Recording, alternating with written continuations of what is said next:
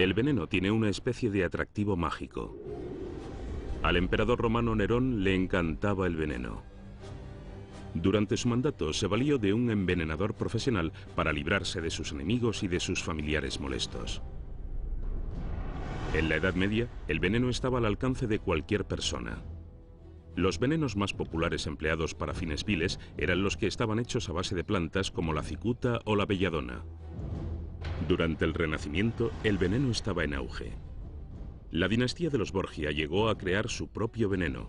Era un brebaje a base de cianuro al que llamaron la cantarela, y lo añadían al vino o a la comida, sin que nadie fuese consciente. En realidad nada ha cambiado. Los asesinos modernos pueden elegir de entre una enorme cantidad de sustancias potencialmente mortales. La Sociedad Estadounidense de Química tiene constancia de que hay más de 35 millones de compuestos. La naturaleza tiene muchos que ni siquiera conocemos. Todas estas son sustancias que pueden dañar gravemente a las personas. Y la mayoría de estos compuestos son muy fáciles de obtener. La toxicología forense. Antiguamente era muy difícil poder demostrar que alguien había sido envenenado. Una manera simple pero cruel de comprobarlo era darle de comer a un animal lo mismo que había comido la víctima antes de morir. Si el animal moría, quedaba demostrado el envenenamiento. Cuando alguien era acusado de haber envenenado a otra persona, siempre era a través de meras pruebas circunstanciales.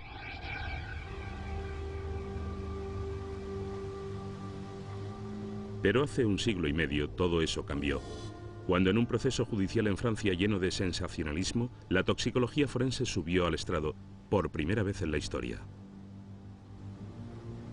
Le Glandier, Francia, 1840.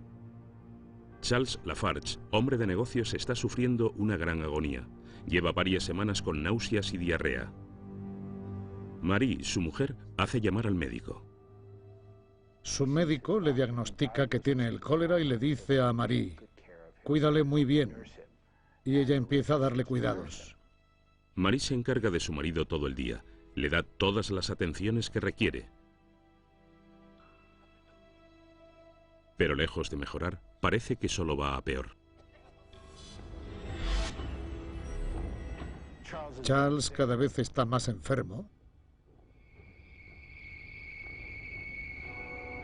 Y finalmente muere.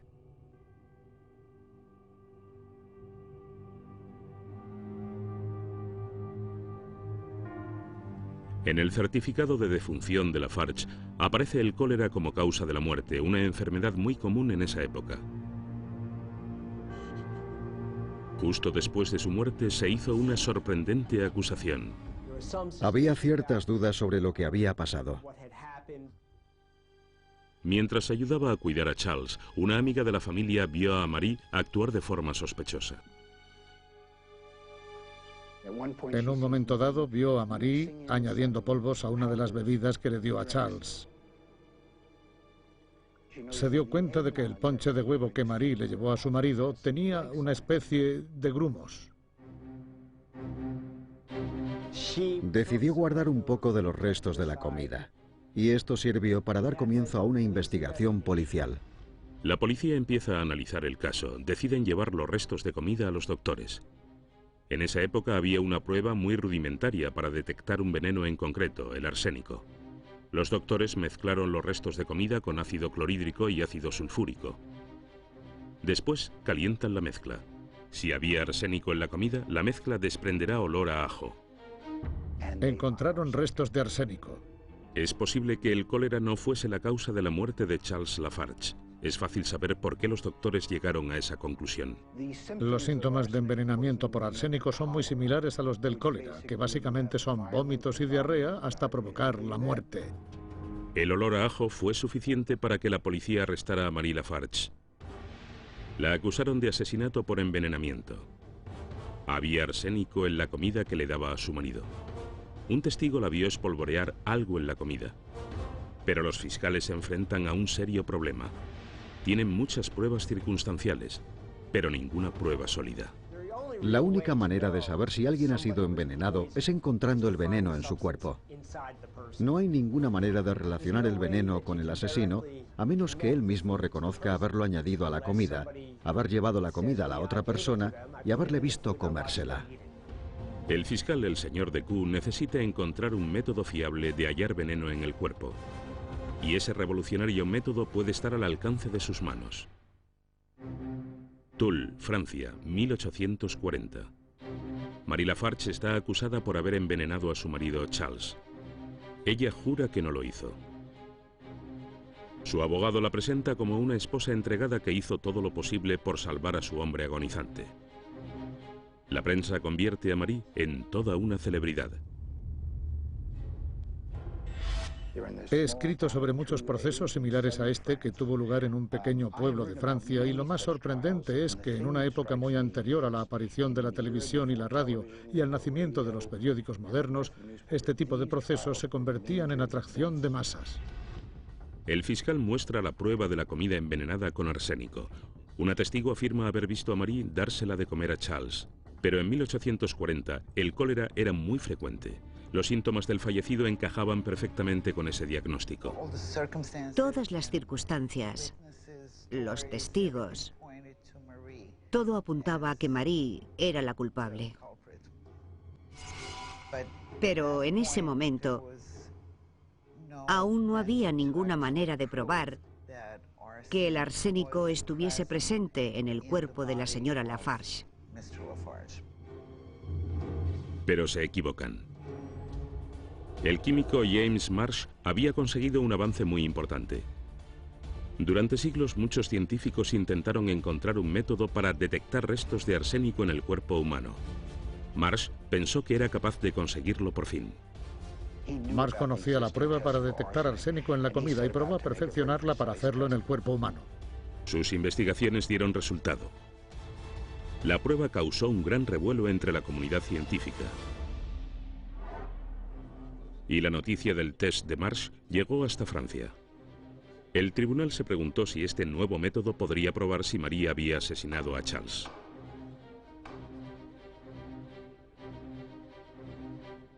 Este fue un caso de una relevancia crucial porque fue la primera vez que se consiguieron dos cosas: detectar el veneno y determinar la cantidad del mismo que había sido administrado. Esto es extraordinariamente importante. Dos químicos de la ciudad instalaron su laboratorio en la sala del tribunal. Para tener credibilidad, el experimento debía llevarse a cabo a la vista de todos. Nunca antes se había hecho una prueba de envenenamiento ante un tribunal. En aquella época, la gente no confiaba demasiado en la ciencia. Es importante resaltar que la ciencia era relativamente nueva. Así que lo que había que hacer era demostrar la evidencia a la gente. Los químicos tenían un trozo del estómago del fallecido que había sido extraído durante su autopsia. Si Charles Lafarge había ingerido arsénico, la pared de su estómago podría demostrarlo. Los químicos añaden ácido a una muestra del estómago. Se forma un gas. El gas pasa a través de un tubo y sobre una llama. Si hay arsénico en el gas, se forma un revestimiento metálico sobre el cristal. El público espera fascinado a ver los resultados.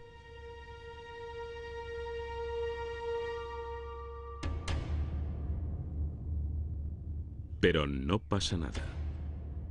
Llegaron a la conclusión de que no había ningún resto de arsénico.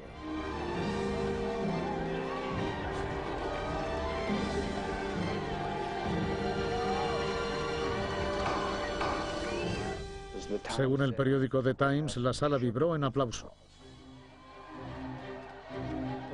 El fiscal se quedó destrozado. Marie Lafarge pensaba que la vida era maravillosa. Estaba pletórica, sus abogados estaban muy satisfechos. El fiscal de Q cree que los químicos se han equivocado al hacer la prueba. Al caso Lafarge ocurrido 150 años antes. En su primer análisis, los químicos no encontraron arsénico en el cadáver. El fiscal preguntó a los médicos: ¿han analizado el ponche de huevo o los restos de la comida que la señora Lafarge le daba a su marido? Ellos le contestaron, por supuesto que sí, y han encontrado algo, y ellos dijeron, arsénico suficiente como para matar a 10 personas. Las muestras de la comida que Charles Lafarge ingería estaban llenas de arsénico, pero parece que no hay restos de arsénico en su cuerpo. Decidido a darle la vuelta al caso, el fiscal estudió el test de Marsh. Se dio cuenta de que los químicos habían cometido un error. El juez está de acuerdo en que la mejor manera de solucionar este caso es trayendo al mejor experto para que realice el test de manera definitiva. El mejor experto por aquel entonces era el doctor Mathieu Orfila. Orfila tenía una reputación brillante como químico. Él también había estado investigando sobre el veneno y cómo identificarlo. Conocía el test de Marsh. Era un genio. Cuando tenía alrededor de 24 años, escribió su primer tratado sobre toxicología química. Para cuando se estaba celebrando este juicio, ya había escrito 3 libros sobre el tema. Pero no era consciente de que el test que iba a realizar sería pionero de una nueva rama de la ciencia forense. Lo primero que hizo Orfila fue revisar todo lo que había hecho antes que él. Llegó a la conclusión de que el test que se había practicado había sido inadecuado y que los químicos que lo habían llevado a cabo probablemente no supieran muy bien lo que estaban haciendo. Y afirmó en declaración jurada que todo lo que habían hecho era inútil. En 1840 no existe nada parecido a la toxicología forense. Y en esa época, al igual que hoy en día, los resultados de las pruebas son tan fiables como son las personas que los llevan a cabo. La metodología más sofisticada no va a dar resultados fiables si no se utiliza correctamente. Eso es extrapolable también a la actualidad. Tanto la defensa como la fiscalía están de acuerdo en hacer un segundo test. El abogado de Marie Lafarge está seguro de que este segundo test la exonerará por completo. La fiscalía no está tan segura de conseguir los resultados que espera. En ese momento, el juez ordenó la exhumación del cuerpo de Charles Lafarge.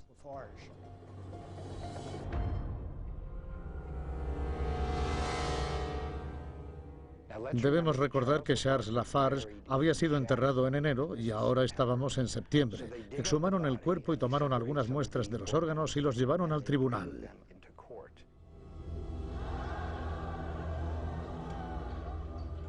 El cadáver estaba en un estado de descomposición espantoso. Quemaron incienso para que los asistentes pudieran soportar el olor. Y para que el público pudiese observar los procedimientos, los doctores trabajaron durante el día en la sala de juicio llevando a cabo estas pruebas químicas. Orfila trabaja de forma metódica.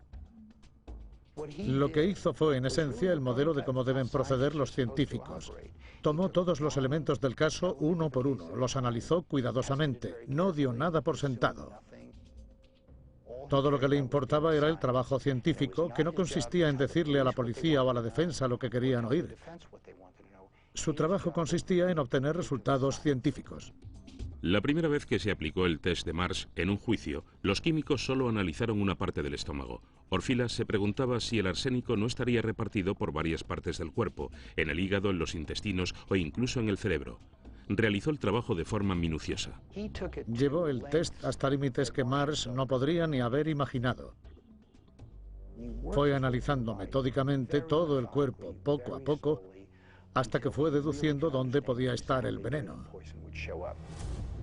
Después de varias horas trabajando a la vista de todos, Orfila anuncia que tiene resultados. Hizo unas declaraciones muy impactantes ante el tribunal. Declaró que había encontrado arsénico metálico en todos los órganos de Lafarge, hasta en el cerebro, donde había encontrado enormes cantidades, y a través de todo el sistema digestivo. El veneno había sido ingerido. Con estas pruebas, el destino de Madame Lafarge quedó sellado. El veredicto fue culpable.